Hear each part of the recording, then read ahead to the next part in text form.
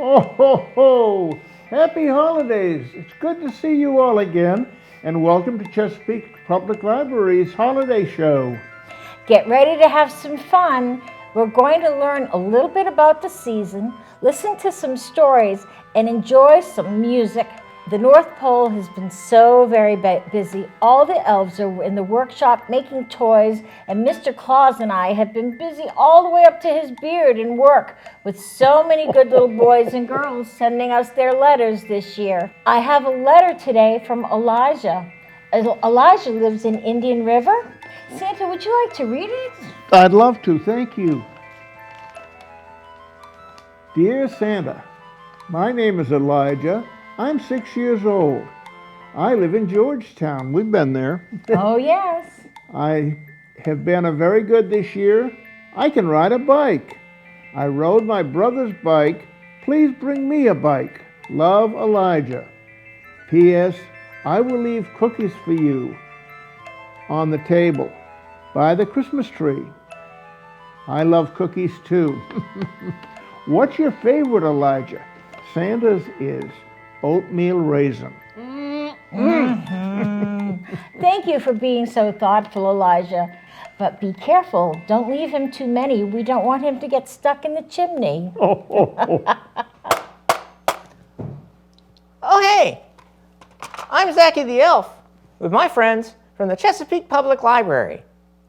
I'm here to tell some jokes and introduce our guests.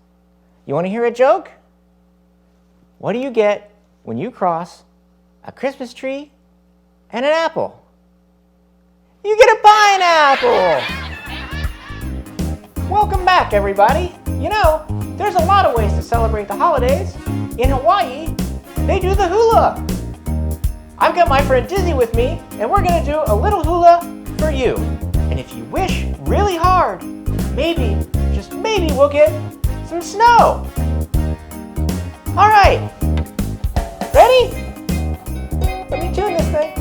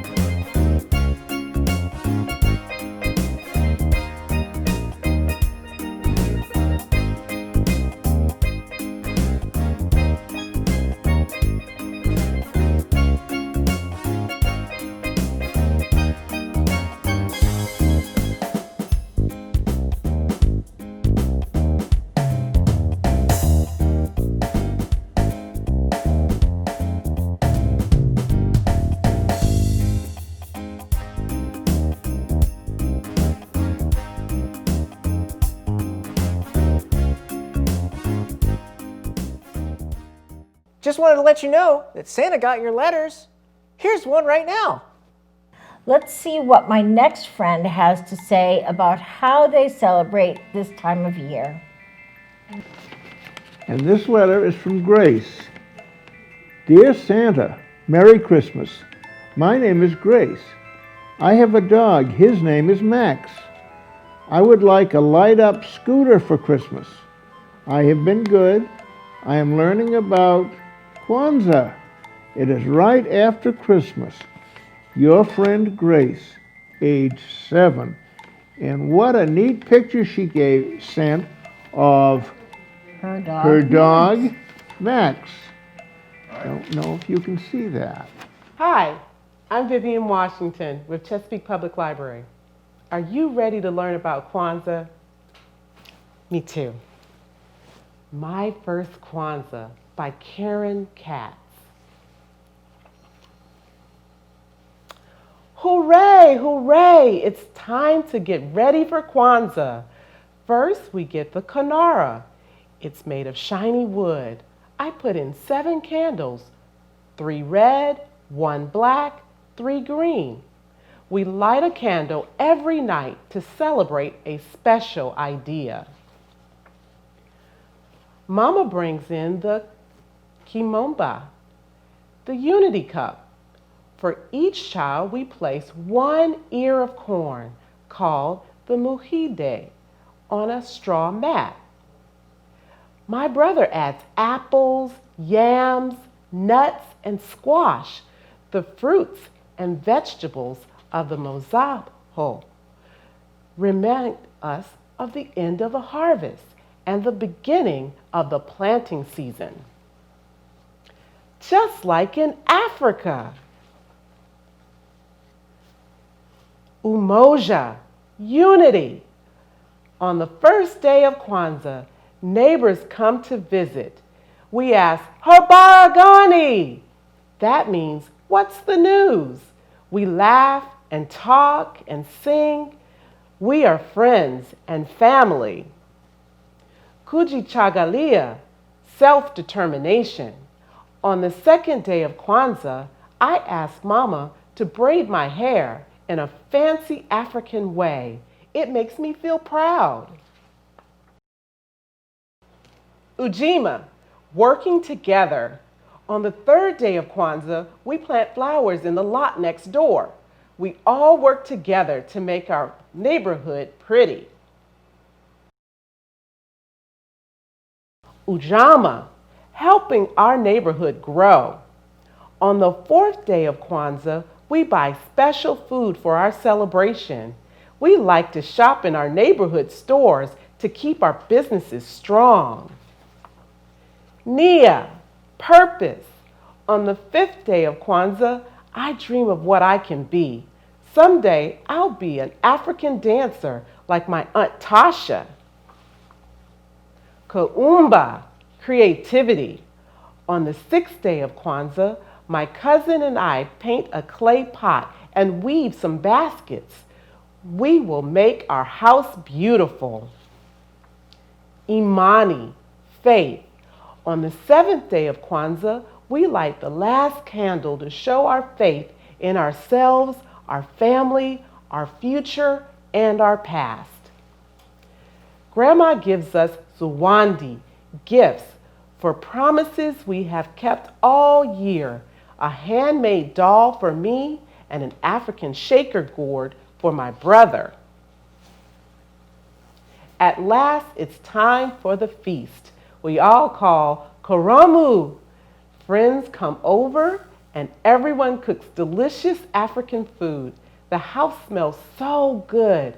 Spicy chicken and sweet yams. We all take a sip from the unity cup and share our wonderful meal. Then we sing, dance, play music, and celebrate. Happy Kwanzaa! My First Kwanzaa by Karen Katz. This is one of many wonderful books we have at the Chesapeake Public Library. Thanks for teaching us about Kwanzaa. Hey, you want another joke? I know you do. What do you get from a cow at the North Pole? You get ice cream!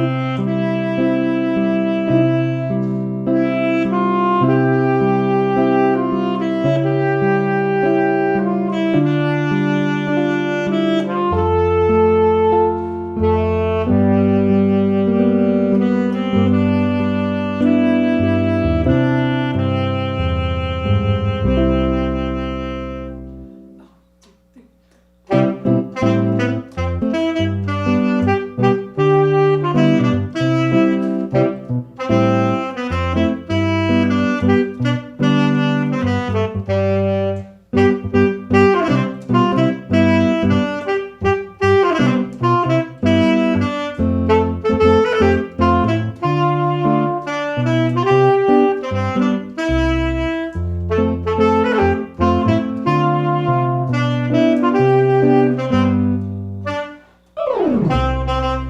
North Pole mail truck's back again.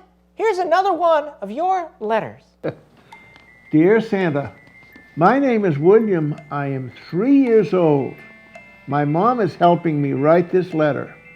I have been a very good boy this year. I pick up my toys. Good job. Please bring me some dinosaurs and a red car for Christmas. My baby brother Sam would like a teddy bear. Thank you. Love, William. William, that's so nice of you to think of your brother as well as asking something for yourself. Good job. Hey, you want to hear one more joke? Okay, so what is a parent's favorite holiday carol? Silent Night. Now we're going to hear from my friend about the history of the cookie exchange. Yay, cookies! You can tell it's the holiday season. Chesapeake is filled with the sights, sounds, and smells that only come this time of year.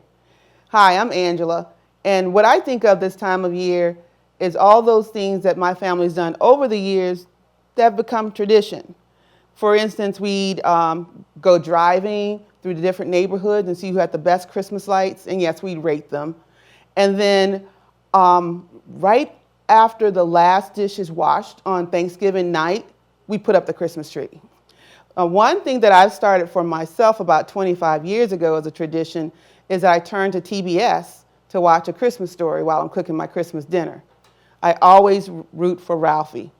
I know he's going to get that Red Ryder BB gun, and I want him to get it. He's going to get it. I've noticed that food plays a big part in most of the traditions we keep. Pumpkins at Halloween, chocolate-covered eggs at Easter, and of course, cookies at Christmas.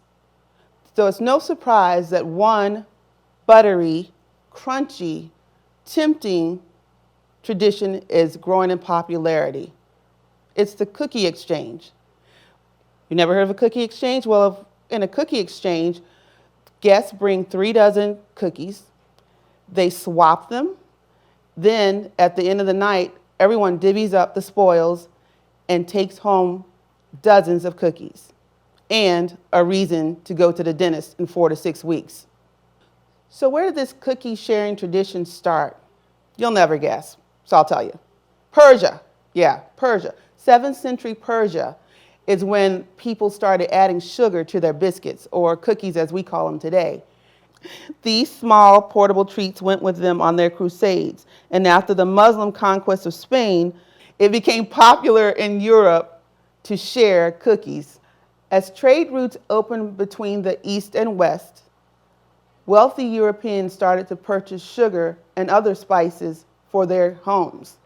Cinnamon, nutmeg, pepper, ginger, apricots, and dates found their way into the homes of wealthy Europeans. Because these things were so expensive, spices were only added to cookies on special occasions. Now, taking this one step further, Queen Elizabeth I, not to be outdone by anyone, had gingerbread replicas made of visiting dignitaries. That's a lot of dough. Over the century, the cost of sugar, spices, and those fruits decreased. So it became more commonplace for cookie sharing to take place. People would have cookie sharing parties in the 1800s. In the 1930s, they had cookie exchanges. And in the 1950s, they changed to cookie swaps, which were women only. Today's modern cookie exchange started about 49 years ago in Wellesley, Massachusetts. 25 women met at the same house every year to share cookies and cookie recipes. If you're like me and you like to bake and eat cookies, a cookie exchange may sound like a good idea. So get in the kitchen and bake. You just may bake up a great holiday for yourself and your family. Happy holidays. That was great learning about cookie exchanges. Want to hear one more joke? What do Santa's elves drive? Minivans! Now, let's hear from Miss Hannah about the Festival of Lights. Hi, my name is Miss Hannah and I work for the Chesapeake Public Library at the Greenbrier branch. And today I'm here to talk to you about the Festival of Lights called Hanukkah. Long time ago in Jerusalem, people who practiced the Jewish faith were being attacked by soldiers who didn't agree with their religious choice. Those soldiers destroyed the temple where the Jews worshipped, and they destroyed everything that was in the temple. When the Jewish people finally defeated the soldiers, they went back to their temple and they restored everything, including their sacred lamp called a menorah. Now, the menorah only had a little bit of oil left in it and should have only burned for one night. But somehow, through some miracle, the oil lasted for 8 nights in a row. Throughout history, people who celebrate the Jewish faith have held Hanukkah celebrations to remember their history and this miracle in the Festival of Lights. These people gather together with their families, they eat special foods, they play games, sing songs, say blessings, and have lots of gift exchanges with their loved ones. Today, we're going to read a story called Is It Hanukkah Yet? And we'll learn about some of these things that people do during Hanukkah. Is It Hanukkah Yet? By Chris Barish. When frosty winds blow and snows all around, and there's no sign of green on the trees or the ground, Hanukkah is on its way. When all forest creatures search for a den where they'll snuggle and sleep till spring blossoms again, Hanukkah is on its way. When we're all bundled up from our head to our toes, in layers and layers of warm winter clothes, Hanukkah is on its way. When glitter and paper are spread on the floors,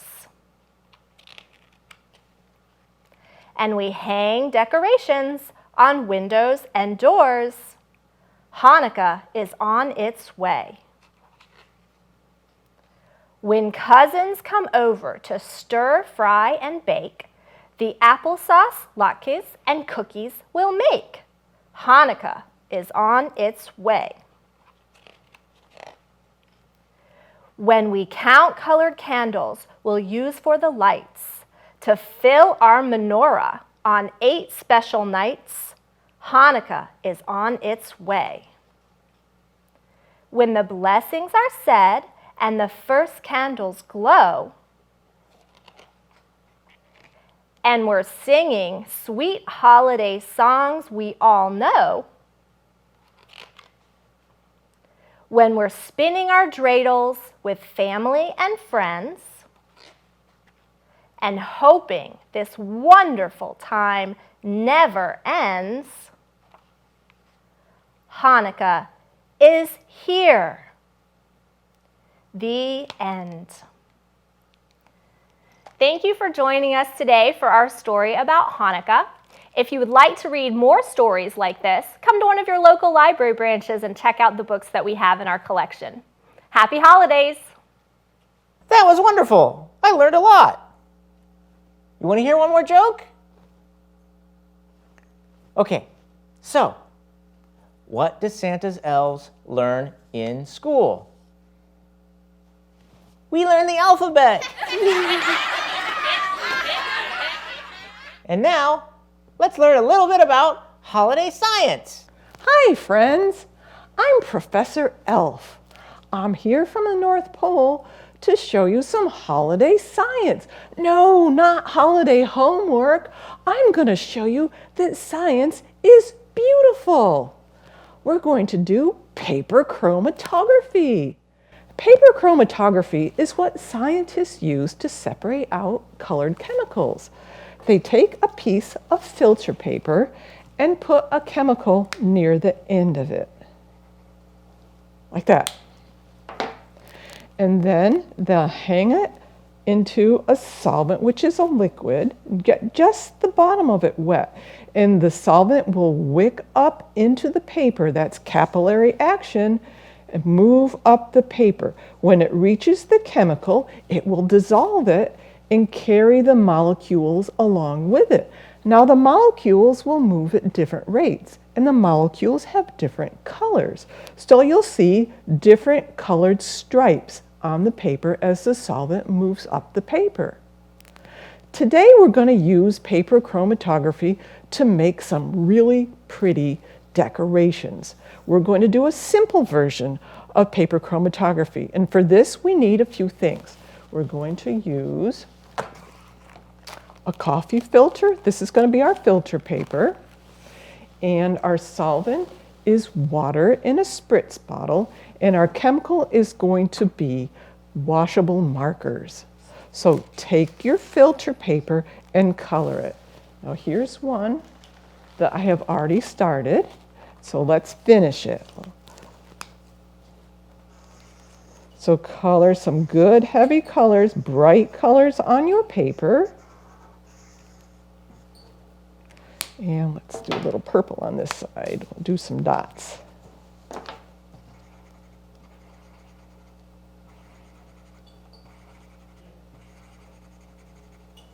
So you're going to cover your filter paper with your brightly colored pattern and then place it on a paper plate. Now you want to do this because the colors will go through the paper and you don't want to damage your surface. So put your colored filter paper on your paper plate and take your solvent, which is water, in your spritz bottle and lightly spray it.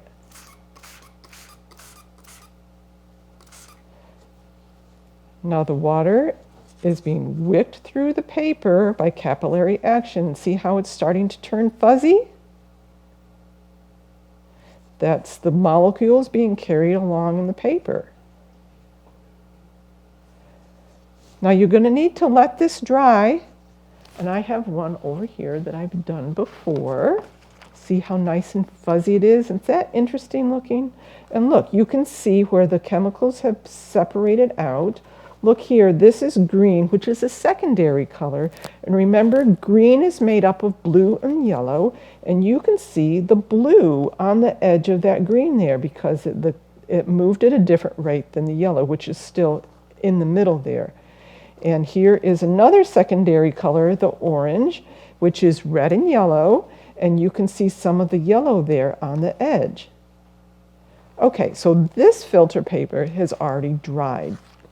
So to make our design, an easy way to do it is to take a holiday cookie cutter, place it on your paper and find out where it looks good and just trace it. So I'm going to put it, let's do lots of different colors there. So I'm going to put the trace around it.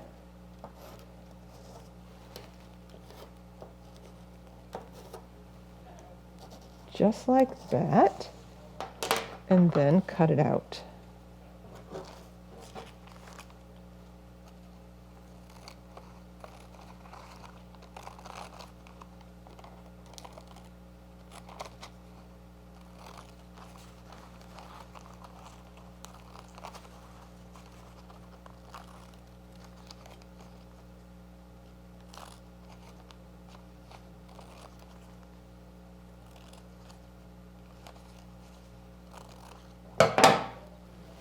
So we have a nice brightly colored star.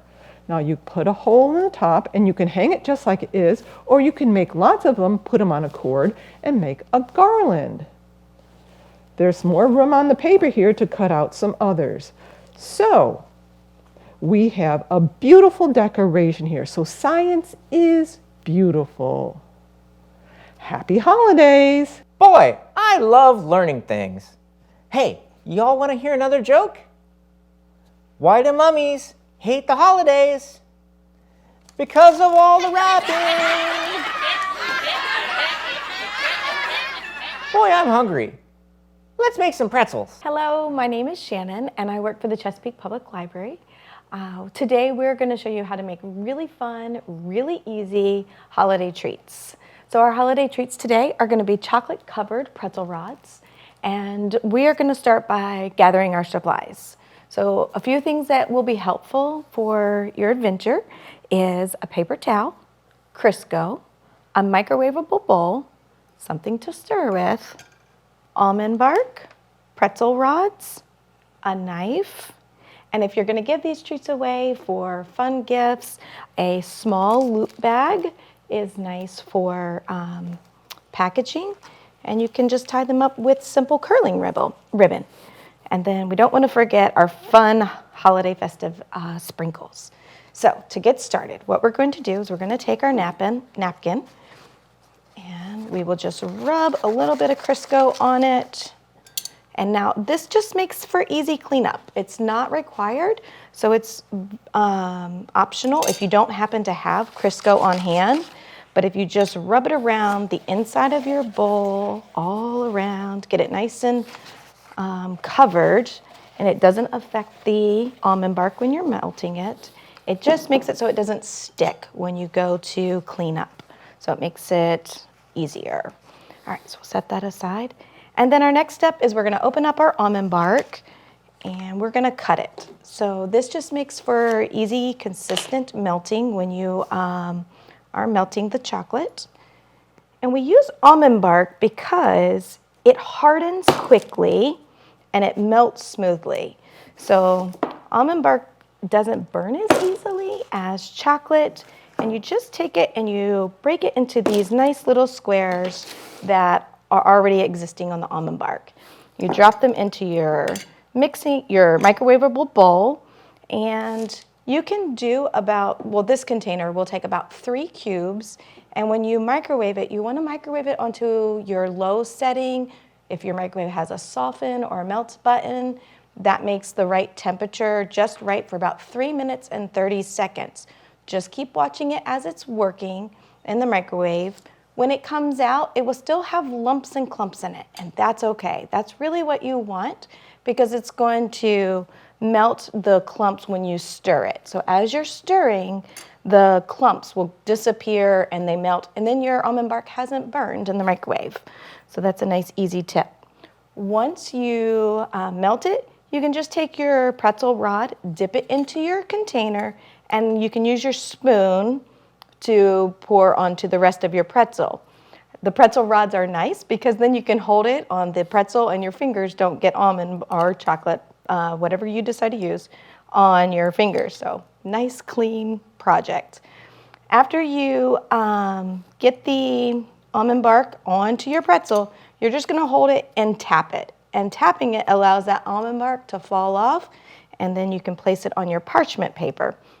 Your parchment paper is nice because then as it's drying, it doesn't stick. So as it dries, you can do just about probably 3 to 4 pretzel rods already dipped, and then at that point you can add your sprinkles, whichever you choose, and they stick nice and easy.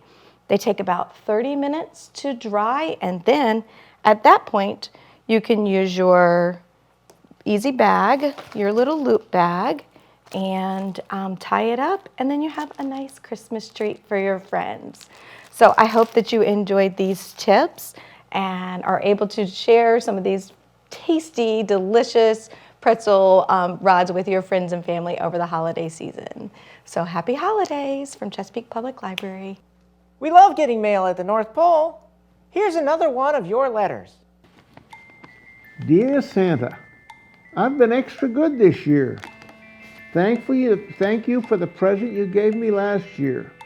This year I would like a mini instant camera with 9 accessories. I like the pink one. Say hello to Mrs. Claus for me, and the elves, and the reindeer. Your friend, Ava. She is 9 years old. Thank you, Ava. That's a very nice letter. You want to hear another joke? Okay. What do people call a fear of Santa Claus? Claustrophobia! Now, let's let's decorate some bulbs together. Hi, my name is Joseph Daniels, and I'm from the Clarence Cuffey Outreach and Innovation Library. And today, we're going to be learning how to make marbled Christmas ornaments. It's a really simple process, but there are a few kinks. So we'll work those out and make sure that we make something beautiful for our Christmas trees. Now, the first thing you need to do is remove the metal attachment that actually allows you to hang your ornament on the tree. What I've set up here is pretty simple. It's just the box my ornaments came in and 2 straws. You'll need something pretty stable to keep them in place because we're going to pour paint on top of them, and sometimes the weight of the paint makes them move a little bit, but that's okay. The biggest thing that you have to watch out for when marbling Christmas ornaments is the fact that the paint might not want to flow. Now, I'm lucky enough to have some that are actually pouring acrylics, but you can make some of your own. You just need to buy Floetrol from your local Home Depot store, Lowe's, or even Walmart. Add 50% Floetrol to 30% acrylic paint and 20% water, and you'll have the perfect viscosity for making your Christmas tree ornaments. So we're going to add a little bit of paint to the cup. Don't worry about mixing because that's what's going to give us our wonderful marbled effect. We're going to add some green. And last but not least, a little bit of gold. Easy enough. We're just going to take them and pour it ever so slowly onto our Christmas tree ornament.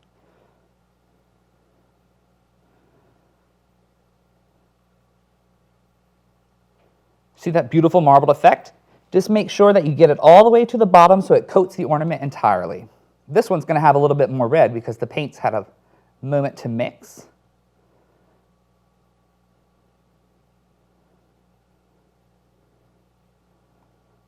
And that's all there is to it. Now, what you need to do is let them dry for about 24 hours because they'll be a little bit tacky at first. Once they have, the colors themselves are going to dim a little bit, but that's fine. It just means that the paint has dried. The last step that you have to do is add a little bit of this, Rust-Oleum Clear Enamel. What it's going to do is it's going to bring out your beautiful colors so that you have a nice luminous effect. You can choose to decorate them however you want. At this stage, you can put in glitter if you want. It's a little bit messy, but it adds that nice little pizzazz. Or you can add some ribbon or colorful flowers after you're done. There's lots of ways to decorate your Christmas trees. Christmas trees, in case you didn't know, have been around since the 1500s, but they didn't really become popular in Britain and America until the 1800s. Queen Victoria's husband, Prince Albert, was from Germany, which is where Christmas trees really originated. When he came to England, he made them really, really popular, and now we have them in all of our homes today. For those of us who celebrate Hanukkah, like a lot of my family, you can also use colors like blue, silver, and light blue in order to make some for your Hanukkah bush. So whether or not you're celebrating Hanukkah, Christmas, or any other holiday this season, we hope that you have a wonderful one. From Chesapeake Public Library, our home to yours. Wow, that was great. Hey, what did the gingerbread man put on his bed? A cookie sheet. Hi, I'm Melissa Christakis, and I am a librarian with the Chesapeake Public Library, and I like to entertain my friends. However, I am not a cook, and I really do like snacking, and so a lot of times I bring to my friends' places charcuterie boards. And so I have one already set up here today. But one thing I've recently learned is that there is something called charcuterie boards. And so as you see, I've set up a bunch of different jars here and small little containers. And so I'm going to just kind of show how you can turn a charcuterie board into charcuteries. So one thing that I've already done is a small little charcuterie for Kwanzaa. So with Kwanzaa, I've sort of done, they like to celebrate the harvest. And so with that, corn is really a great big part of Kwanzaa, and well as your fruits and vegetables. So the one thing with charcuterie that's a little different, as you can see, charcuterie is a lot about meats and cheeses, olives, as well. And with harvest, you have your fruits and vegetables. And with Kwanzaa, I've also sort of highlighted their colors. They do have candles that are red and green and black. So I sort of highlighted the colors here with pickle and tomato and black olives, strawberry and blackberries. And I've also added a little chocolate espresso bean in there. The corn, again, is a great big part of that. So not quite the colors, but again, it's all about the harvest. So that here is for Kwanzaa. Another thing about charcuterie boards are nuts and dried fruits. And so that is something that I've done here in the small little jar is I've added dried cranberries, walnuts, again, the chocolate espresso beans there, and you can actually just do some more layers. So again, another small little jar, charcuterie there.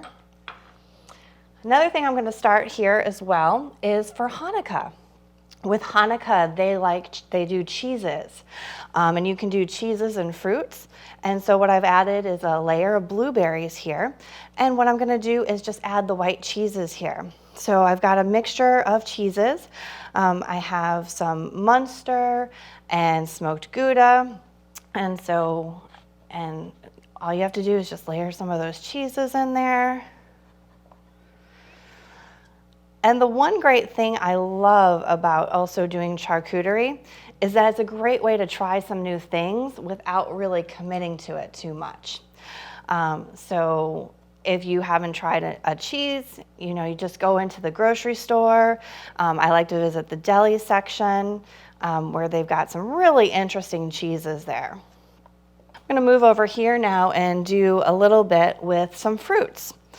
And so I started here with your grapes and strawberries. What you may want to do is explore the option of different types of toothpicks. And so I found these at one of the local party stores. And so you can actually they had different kinds. I just thought these were so cute. And this would make it easier for your guests. And you can just layer that in there.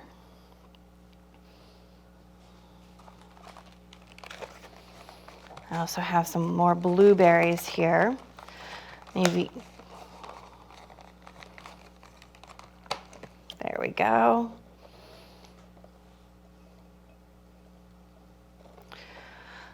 The other thing that I thought is neat, and you definitely want to plan before you go to the grocery store, is mint.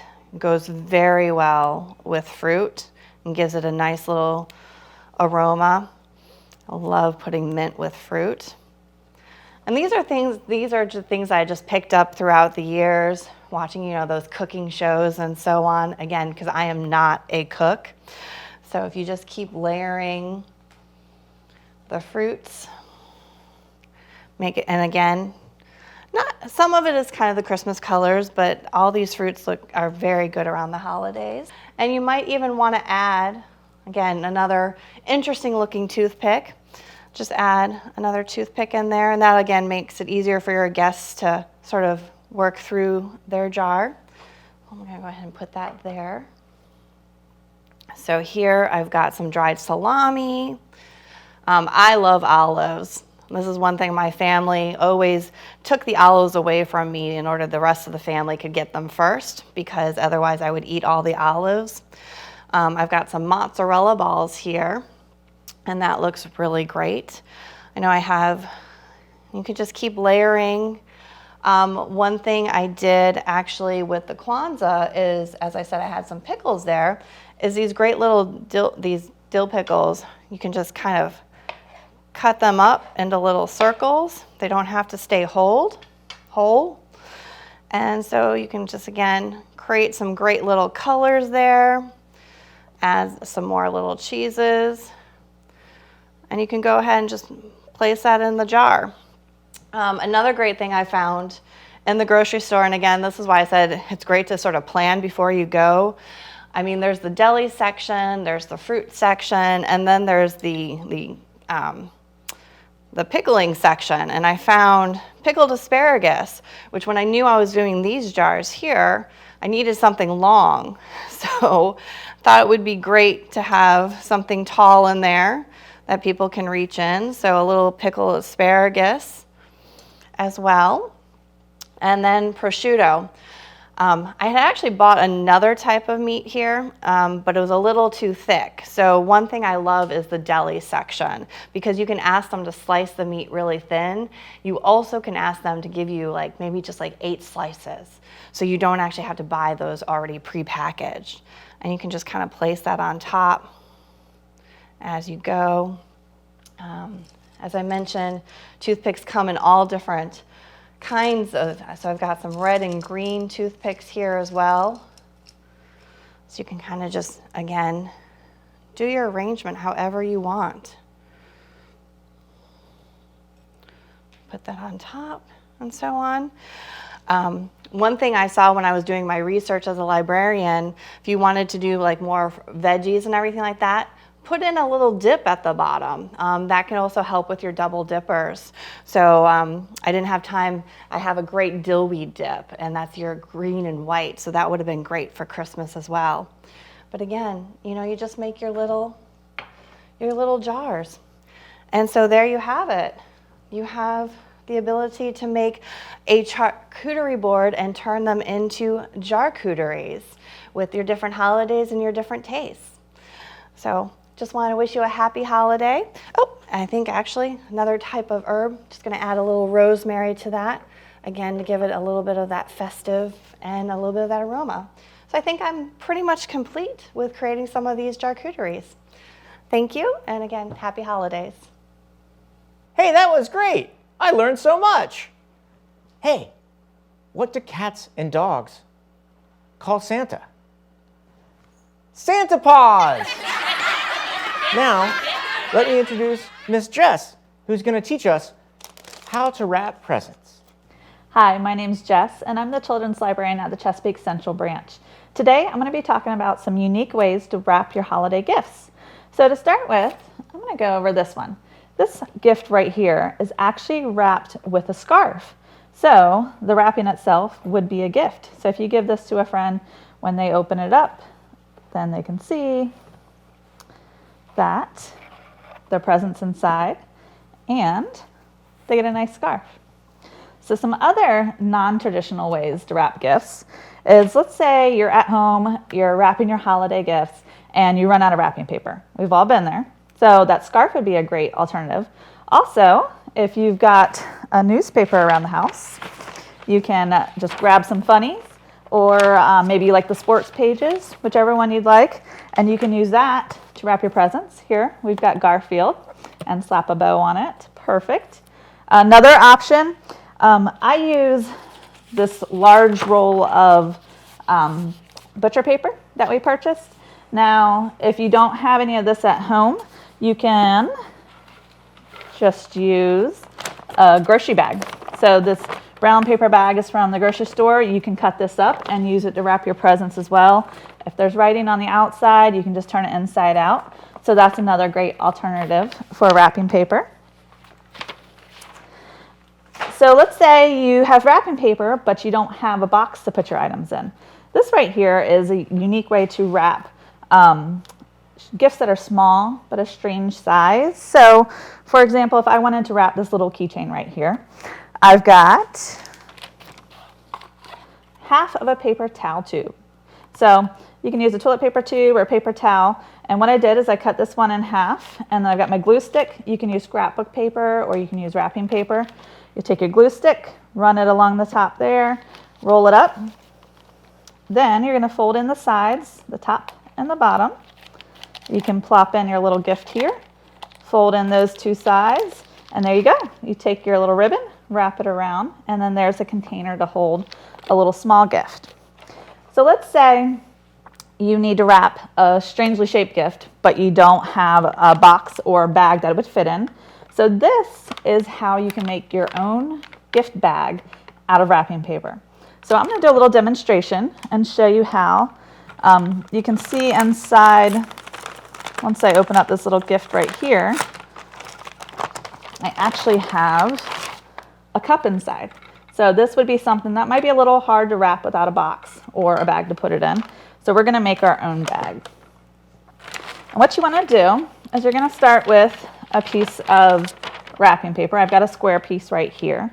And you're going to fold it in half just until they kind of overlap a little bit. Then you're going to take your tape and run some tape all the way down the center. I like to use the tape on almost the entire seam here. It helps.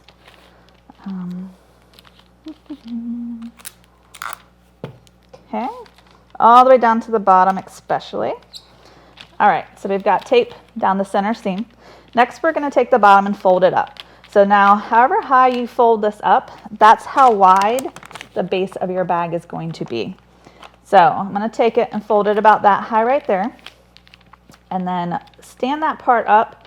I'm going to push these two sides in. So push those in like that. Flatten it down. You should have this at the next stage. Then you're going to take these two pieces and fold them into the center like this. So if you go straight to the center, just use the line that's already there. I like to overlap it just a tiny bit. Fold that bottom piece down and fold the top piece down. Put on a good amount of tape right here. And that is it. That is how you make your own little gift bag. And so you can put different presents inside there. And I put a bow on mine, and that's good to go. So let's see, next.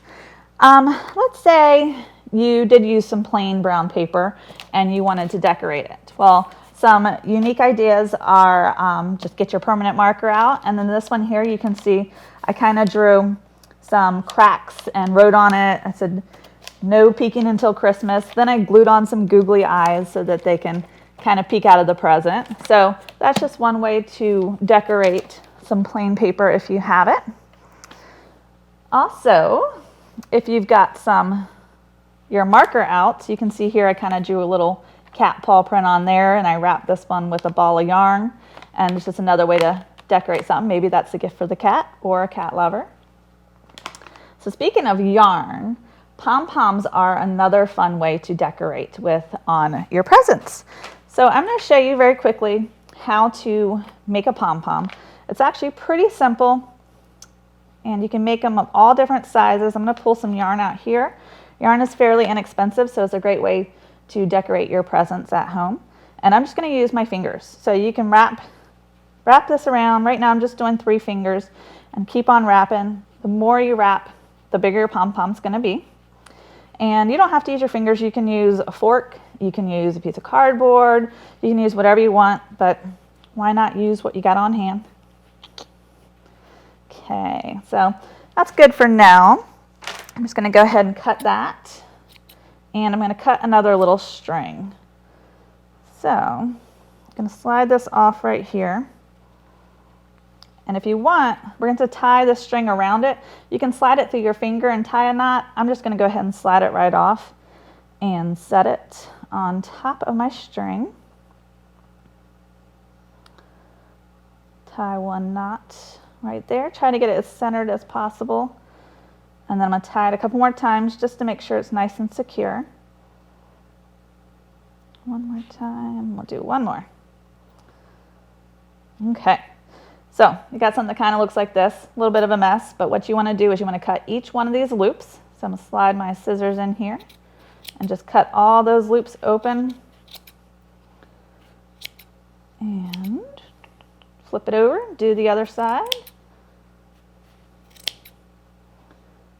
Okay, so right here, we've kind of got something going on. Looks a little bit gnarly, but we just want to give it a haircut. So I'm going to put something down because it gets a little messy. So this doesn't look quite the same as those pom-poms yet, but you take your scissors and just trim it down. And you can go as short as you want, keep it long. Maybe you like it kind of looking a little frizzy. And then just keep on trimming and fluffing, and you'll end up with a pom-pom. So not only can you decorate your holiday presents with that, but you can make some holiday garland. If you were to take some more yarn, you could string it through, make a whole string of garland with it. You can do it for any holiday season if you wanted to do it for Thanksgiving, maybe some fall colors for Halloween, 4th of July, Christmas, your birthday, Hanukkah, Kwanzaa, anything. Use your imagination. All right, so with my homemade pom-poms, I've used it here. I've made 3, and I've also took the yarn and wrapped it around the present and kind of used it like a ribbon. So if you don't have any ribbon, you can substitute that with yarn. Then I've bundled 3 pom-poms there together. On this one here, I stuck my 2 Pom Poms. I went outside and found some sticks. So I stuck the Pom Poms on these sticks, kind of made them look like little dandelions. And again, I wrapped my yarn around the present here like yarn, or like, like ribbon. Okay, so another idea is if you are wrapping presents and you want to think of a different way to kind of put a name to who the gift recipient is, this is an idea where you take the first letter of their name and you can cut that out and attach it to the present. So as long as everybody in the household has a different first letter for their name, you can put it on their presents like that. Another way to mark who the present is going to, you can print a photo of the recipient and place that on them. So that would look really cool if you had a big pile of gifts and everybody's photo was on the gift that belonged to them.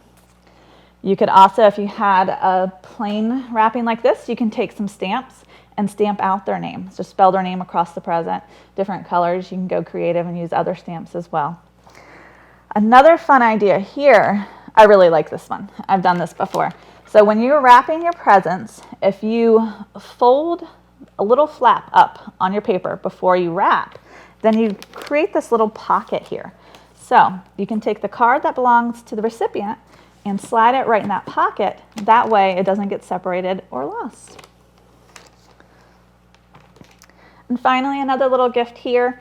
It's just got simple recycled. We took a piece of ribbon. We took some scrapbook paper. So scrapbook paper is also great if you don't have any wrapping paper. We cut little triangles out and kind of made this little garland shape on it. All right, well, I hope you found some of these tips and ideas useful, and I hope you can use them this holiday season. Thank you for joining me, and have a happy holiday.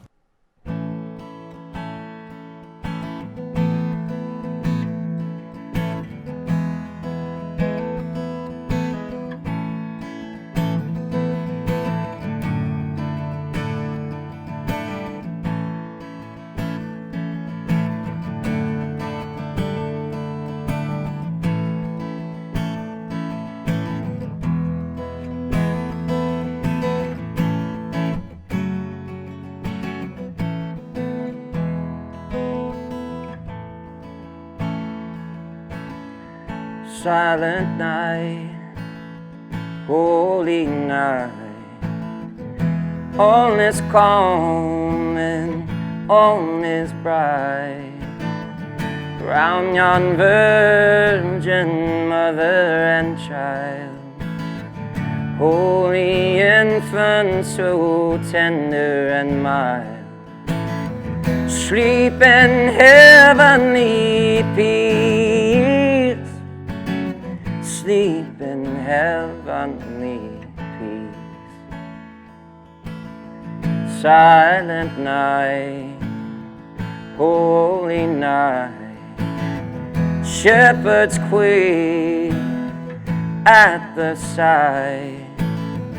Glory stream from heaven afar.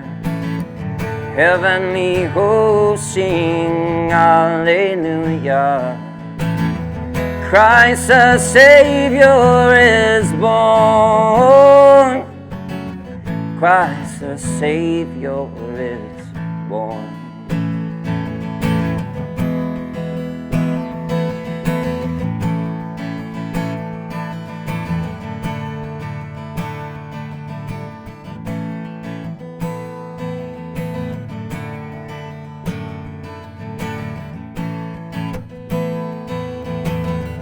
Christ the Savior is born. Christ the Savior is born.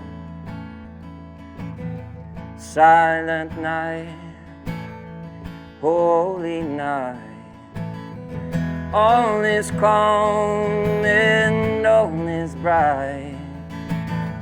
Round yon virgin mother and child, holy infant, so tender and mild, asleep in heavenly peace, asleep in heavenly peace, asleep in heavenly peace. Wow, welcome back. Thankfully, I'm all out of jokes. But here's my boss, the man himself, to do a reading for you all.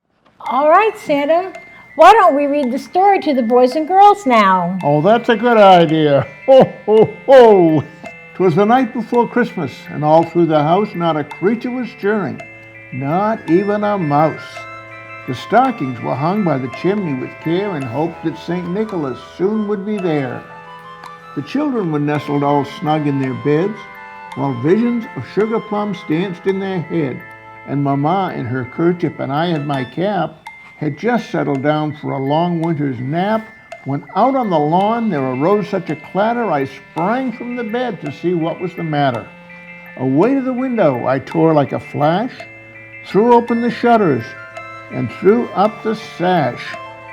The moon on the crest of the new fallen snow gave the luster of midday to objects below, when what to my wondering eyes should appear but a miniature sleigh and 8 tiny reindeer, with a little old driver so live and so quick that I knew in a moment he must be St. Nick. More rapid than eagles his coursers they came, and he whistled and shouted and called them by name. Now Dasher, now Dancer, now Prancer and Vixen, on Comet, on Cupid, on Donner and Blitzen, to the top of the porch, to the top of the wall. Now dash away, dash away, dash away all. As dry leaves that before the wild hurricane fly, when they meet with an obstacle mount to the sky, so up to the housetop the coursers they flew, with a sleigh full of toys, and St. Nicholas too. And then, in a twinkling, I heard on the roof the prancing and pawing of each little hoof. As I drew in my head and was turning around, down the chimney St. Nicholas came with a bound. He was dressed all in fur from his head to his foot, and his clothes were all tarnished with ashes and soot.